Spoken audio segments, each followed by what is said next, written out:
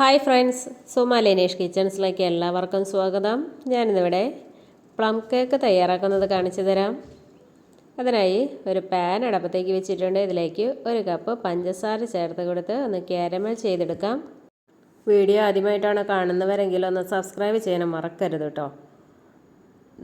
ഈ കളറാകുമ്പോൾ നമുക്കിതിലേക്ക് 1 കപ്പ് ചെറു ചൂടുവെള്ളം ഒഴിച്ചു കൊടുത്ത് നന്നായി മിക്സ് ചെയ്ത് ഇതൊരു 1/4 ഭാഗം നമുക്കൊരു പാത്രത്തിലേക്ക് മാറ്റി വയ്ക്കാം. ഇനി ബാക്കിയുള്ള കാരമലിലേക്ക് 1 കപ്പ് ഓറഞ്ച് ജ്യൂസ് ഒഴിച്ചു കൊടുക്കുന്നുണ്ട്. 1 ടേബിൾ സ്പൂൺ മിക്സഡ് ഫ്രൂട്ട് ജാമും ചേർത്ത് നല്ലതുപോലെ ഒന്ന് ഇളക്കിയതിന് ശേഷം ഇതിലേക്ക് ഡ്രൈ ഫ്രൂട്ട്സുകൾ ചേർത്ത് കൊടുക്കാം. നിങ്ങൾക്ക് ഇഷ്ടമുള്ള ഡ്രൈ ഫ്രൂട്ട്സ് ഇട്ട് കൊടുക്കാം. ഞാനിവിടെ കുറച്ച് മുന്തിരിയും കാഷ്നട്ട്, ഈന്തപ്പഴം, ടൂട്ടി ഫ്രൂട്ടിയും ഇട്ട് കൊടുത്ത് നല്ലതുപോലെ ഒന്ന് മിക്സ് ചെയ്യുന്നുണ്ട്. ഇതിലേക്ക് 1 ടേബിൾ സ്പൂൺ ഓറഞ്ചിൻ്റെ തൊലി ചെറുതായി അരിഞ്ഞതും ഇട്ട് കൊടുത്ത് ഒരു 3 മിനിറ്റ് ഒന്ന് ഇളക്കി കൊടുക്കാം. 3 മിനിറ്റ് ഇളക്കിയതിന് ശേഷം ഇതൊന്ന് ചൂട് മാറുന്നത് വരെ ഒന്ന് വെയിറ്റ് ചെയ്യാം.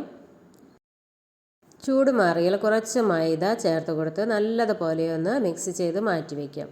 ഇനി ഒരു മിക്സിയുടെ ജാറിലേക്ക് ഒരു 3 മുട്ട ഒഴിച്ചു കൊടുക്കുന്നുണ്ട്. ഇതിലേക്ക് 1 കപ്പ് പൊടിച്ച പഞ്ചസാരയും 1 ടീസ്പൂൺ വാനില എസൻസും നമ്മൾ നേരത്തെ മാറ്റി വെച്ച കാരമലും ഒഴിച്ചു കൊടുത്ത് നല്ലതുപോലെ ഒന്ന് അടിച്ച മിക്സ് ഡ്രൈ ഫ്രൂട്ട്സിലേക്ക് ഒഴിച്ച് മാറ്റി വയ്ക്കാം.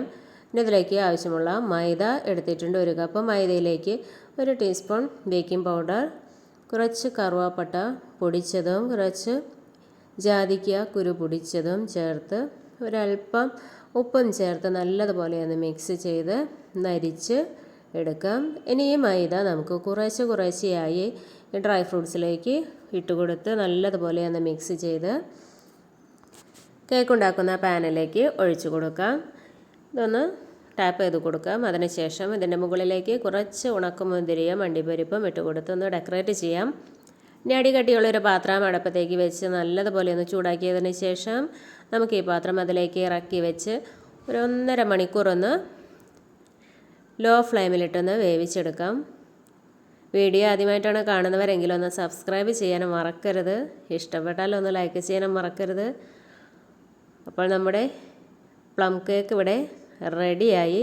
1.5 മണിക്കൂറിന് ശേഷം ഞാനിത് തുറന്ന് നോക്കി. നമ്മുടെ കേക്ക് ഇവിടെ വെന്തോന്നൊന്ന് നോക്കാം. അതിന് ശേഷം നമുക്കിത് പാത്രത്തിൽ നിന്ന് മാറ്റി വയ്ക്കാം. ഇനി 1 ദിവസത്തിന് ശേഷമാണ് ഞാൻ ഈ കേക്ക് ഇവിടെ കട്ട് ചെയ്യുന്നത്. 1 ദിവസം കഴിഞ്ഞു. അതിനുശേഷം നമ്മുടെ കേക്ക് ഒന്ന് പുറത്തെടുത്ത് കട്ട് ചെയ്തെടുത്തു. അപ്പോൾ നമ്മുടെ അടിപൊളി പ്ലം കേക്ക് ഇവിടെ റെഡിയായി. ഇഷ്ടപ്പെട്ടാലൊന്ന് ലൈക്ക് ചെയ്യാനും മറക്കരുത്. ഇനി ഇതുപോലെയുള്ള അടിപൊളി വീഡിയോ കാണുമ്പോഴേക്കും ബൈ.